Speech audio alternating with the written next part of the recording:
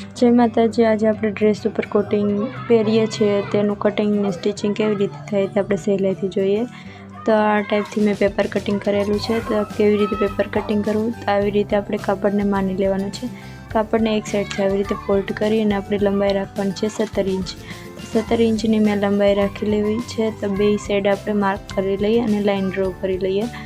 અને હવે આપણે ઉપર શોલ્ડર જે ગળા નીચે પાછળનો ભાગ આવે ત્યાં આપણે 2.5 ઇંચ કે 2 ઇંચ રાખવાનું છે। અને આપણે ફૂલ શોલ્ડર 7 ઇંચ રાખવાનું છે, કેમ કે આ શોર્ટ સ્લીવ કોટી છે એટલા માટે આપણે 7 ઇંચ એટલે વળશે એટલે આપણે 6.5 ઇંચ થઈ જાય।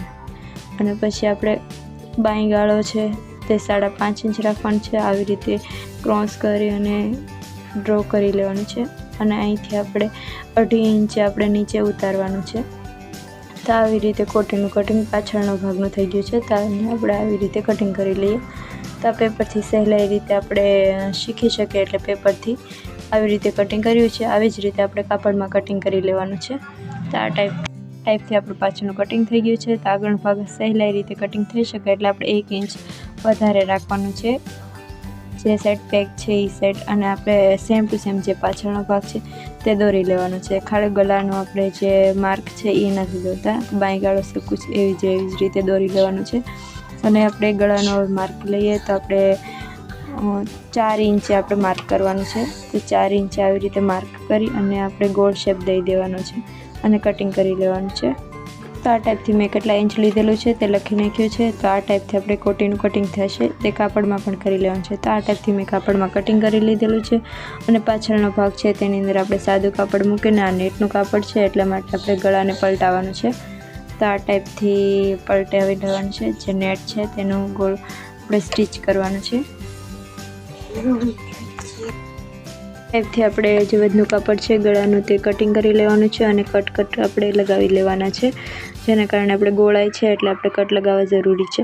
તો આ ટાઈપથી કટ લગાવી અને આપણે જે અસ્તરનો ભાગ છે તેની ઉપર આપણે સિલાઈ મારી લેવાની છે। મેન સિલાઈ નથી મારતા, તો આ ટાઈપથી આપણે સિલાઈ મારી લેવાની છે। અને પછી હવે આપણે આવી રીતે પરફેક્ટલી વાળી અને સિલાઈ મારવાની છે અંદરની સાઈડ।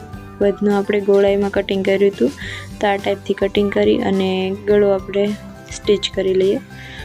તો આવી જ રીતે આપણે જે પાછળનો ભાગ આગળનો ભાગ છે તેને પણ આવી જ રીતે આપણે પરફેક્ટલી કરવાનું છે। તો આ ટાઈપથી મેં આગળનો ભાગ લઈ લીધો છે।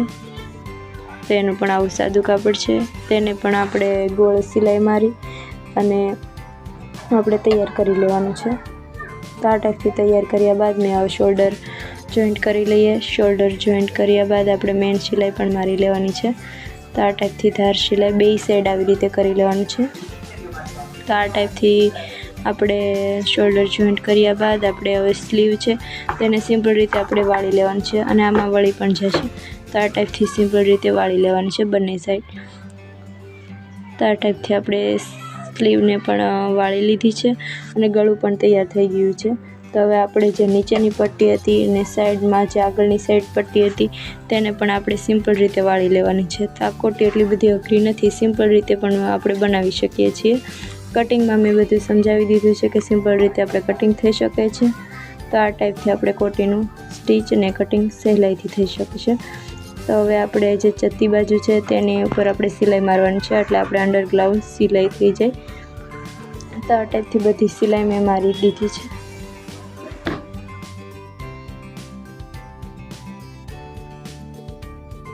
તો આ ટાઈપથી આપણે જે સાઈડની સિલાઈ છે તેને આપણે ચત્તી સિલાઈ મારી અને આપણે પલટાવી લેવાનું છે। પલટી અને પાછી આપણે સિલાઈ મારી લેવાની છે, એટલે આપણે બંને સાઈડ આવી રીતે સિલાઈ મારશું તો આપણે નીચેથી અંદરથી ખૂદશે પણ નહીં અને સિમ્પલ રીતે નેટની કોટી તૈયાર થઈ જશે। તો આ ટાઈપથી આપણે બંને સાઈડથી એવી રીતે કરી લેવાનું છે। અને વચ્ચે આપણે એક દોરી મૂકવાની છે, તો મેં દોરી તૈયાર કરી લીધેલી જ છે। તો આ ટાઈપથી દોરી મૂકી દેવાની છે ઉપરની સાઈડ। તો ડ્રેસમાં પહેરવા માટે આપણે સિમ્પલ રીતે આવી રીતે કોટી તૈયાર કરી શકીએ છીએ। તો વિડીયો ગમ્યો હોય તો વિડીયોને લાઇક, શેર અને સબસ્ક્રાઈબ કરજો। જય માતાજી।